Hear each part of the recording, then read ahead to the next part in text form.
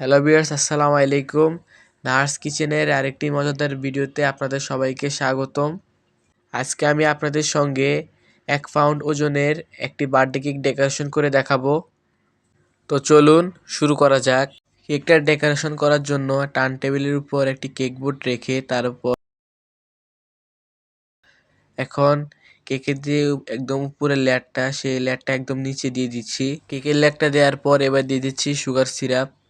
Sugar সিরাপটা প্রথম লেয়ারে ভালো মতন দেওয়ার পর এবার ক্রিম দিয়ে প্রথম লেয়ারটাকে ভালো মতন কভার করে নিব। তো এবার আমি দ্বিতীয় স্লাইসটা দিয়ে দিলাম। দ্বিতীয় লেয়ারটা দেওয়ার পর এবার সুগার সিরাপ আমি বেশি করে দিয়ে দিব। নিচের লেয়ারটা যেহেতু একটু হার্ড হয়, তো আমরা যেহেতু নিচের লেয়ারটি উপরে দিয়েছি তার জন্য আমি উপরের লেয়ারটাতে বেশি করে সুগার সিরাপ দিয়ে নিয়েছি। আর কেকের নিচের লেয়ারটা কিন্তু উপরে দিতে হবে, তাহলে কেকের ফিনিশিংটা ভালো আসবে। এরপর সামান্য একটু ক্রিম দিয়ে কেকটাকে ভালো মতন কোট করে নিচ্ছি, যাতে কেকের যে দানা দানাগুলো সেগুলোর জন্য ফিনিশিংয়ের পর উপর উঠে না আসে। কোট করে নেওয়ার পর এবার আরেকটু বেশি করে ক্রিম নিয়ে এবার ভালো মতন কেকটাকে কোট করে নিব। কেকের মধ্যে ক্রিমটা দিয়ে প্যালেপনের সাহায্যে এভাবে টেনে টেনে ক্রিম দিয়ে পুরো কেকটাকে কভার করে নিতে হবে। ক্রিমটা লাগানোর পর এমন একটি স্ক্র্যাপারের সাহায্যে ক্রিমটাকে ভালো মতন প্লেন করে নিব। তো আপনারা দেখতে পাচ্ছেন আমি কিভাবে করে নিচ্ছি। প্রথম স্ক্র্যাপারের সাহায্যে সাইডটাকে ভালো মতন প্লেন করে নিতে হবে, তারপর প্লেনের সাহায্যে উপরের সাইডটাকে ফিনিশিং আনতে হবে। কেকের উপরের অংশ ফিনিশিং দেওয়ার সময় প্যালেপনারটাকে আমি প্রতিবারই ক্লিন করে নিচ্ছি।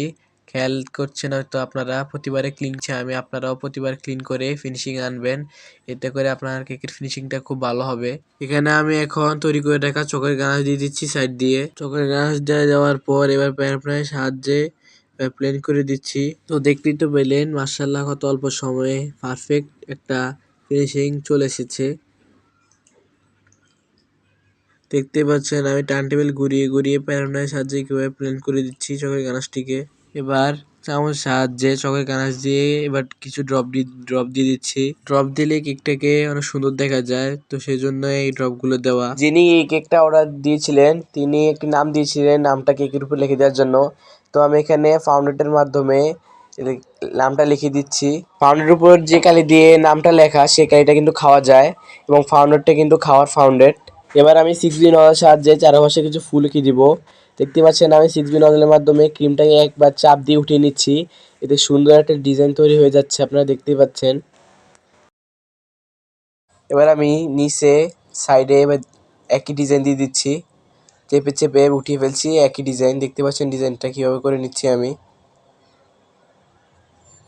একবার চাপ দিয়ে উঠিয়ে ফেলছি, এতে সুন্দর একটা ডিজাইন তৈরি হয়ে যাচ্ছে। এবার বড় বড় যে ফুলগুলো দিয়েছিলাম কেকের উপরে সেগুলো সাইডে ছোট ছোট করে আবার আরেকবার ফুল এঁকে দিচ্ছি।